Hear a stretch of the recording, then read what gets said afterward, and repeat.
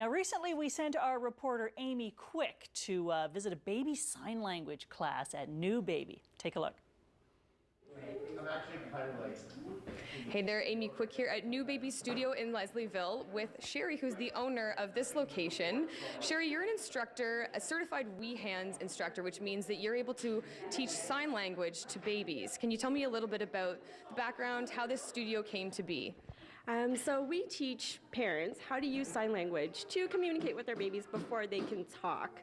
And so that's what we do. We have our parents in the class. Our babies are here to hang out as well. And we sign and sing, and we show parents how to communicate with their babies before they have the words to really speak. And so Elliot here, how old would he be? How old does a baby need to be in order to come classes and start absorbing the different techniques and what have you? So our class is designed for babies from 0 to 12 months, and I recommend families starting whenever they're comfortable in consistently using sign language with their baby and trying to incorporate that into their day. Starting as early as 2 weeks, that's the youngest baby that I've had in the class, and it's really a tool for communication. So like how we talk to our babies from birth, we would encourage the sign language as well. And when do they generally start to sign back? Every baby is really, really different, and so typically around 8 to 9 months, babies have the fine motor ability, kind of like what Elliot's showing you right now, that he can kind of manipulate things, hold things in his hand, produce certain gestures, and that's when we would typically see it. But because every baby's so different, it can be before that, it can be after that.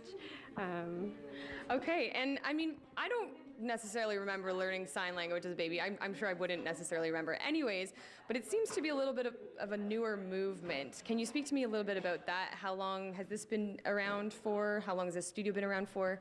Yeah, so we use American Sign Language, and so that language has been around for a really, really long time.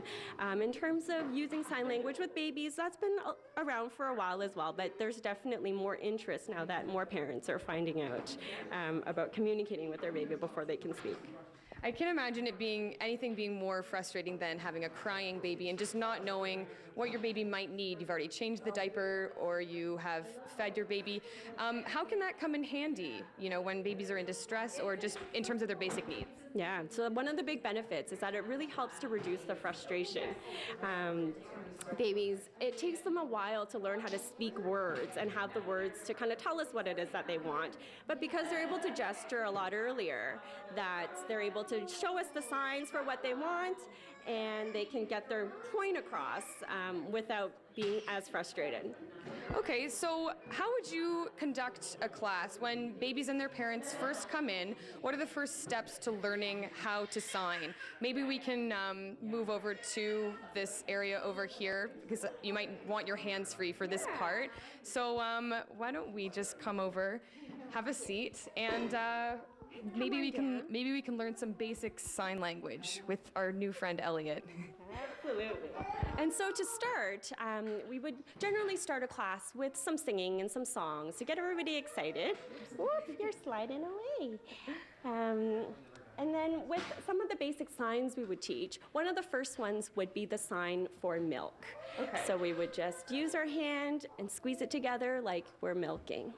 Okay. And we would show our babies that as we're signing. So there's a sign for milk.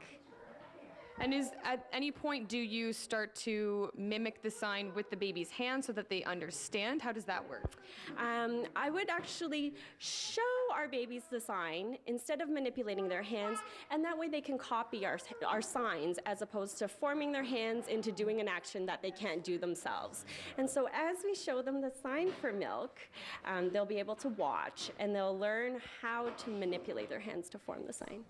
So once babies become seasoned professionals, is it at all possible to teach them how to sign, "Mom and Dad, you are the best parents ever and I love you so much"? Absolutely. And one of the fun signs to do is the sign for "I love you." That's a very cute one. There you go. So that's a sign for "I love you."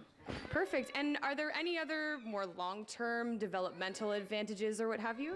Yeah, lots of families continue on beyond just babies. As a toddler, when they're expanding more of their vocabulary, they'll use the sign language. Some children, when they go into kindergarten, they'll use the ASL signing to spell words. So it can actually extend far beyond just the baby stage. And really quickly, are there any other very basic fundamental signs that would be good to know as a stepping stone, as a starting point? Yeah, more is another good one. So tapping your fingers together or more. Another one, maybe all done.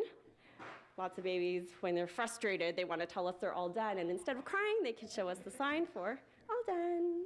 And then what about dirty diapers? I think that's a very important one. Dirty diapers. So this is a sign for dirty and diapers. Okay, perfect. Well, I think that's it for today. How do you sign the word sign off? Because we'll do a sign off back to the studio. So how can we sign off? We can just wave goodbye. Just okay. Well, that's pretty standard. All right. I guess we'll just throw it back to the studio.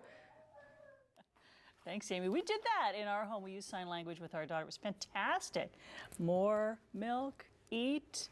It saved so many temper tantrums. It was fantastic. So I highly recommend it.